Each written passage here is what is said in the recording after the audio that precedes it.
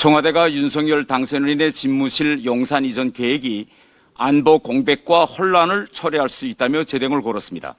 다른 사람도 아닌 문재인 대통령이 북한의 위협과 안보 공백을 걱정하니 우리가 지금까지 봐온 문재인 대통령이 맞는지 다시금 보게 됩니다.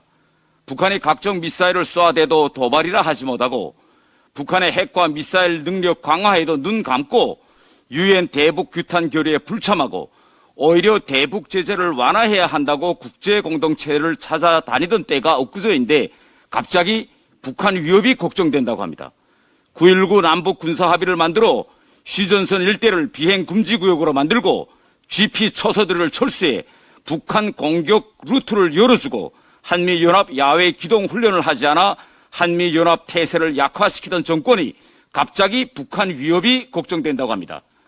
북한의 논리적인 무력 시위와 행사가 오히려 대화 시그널을 보내는 것이라고 하던 정권이 4월에 대통령 집무실을 이전한다고 하니 4월 중에는 북한의 연례적인 행사가 예정되어 있고 4월 중에는 한미 간 연례적인 훈련이 있어 4월이 한반도의 안보에 있어서 가장 위기가 고조되는 때라며 4월 위기설을 들고 나오고 있습니다.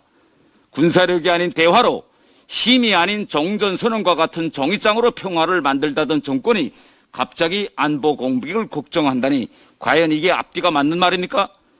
국민이 혈세 수백억이 들어간 남북 공동연락사무소 폭파에는 찍소리 한마디 못하고 북한이 철도 이동 미사일을 개발해 철도에서 미사일을 퐁퐁 쏴대도 북한 철도, 도로를 현대화해 주어야 한다며 남북협력기금에 1조 2,800억 원을 일방적으로 편성하던 정권이 496억 원 대통령 집무실 이전 비용이 걱정된다고 합니다.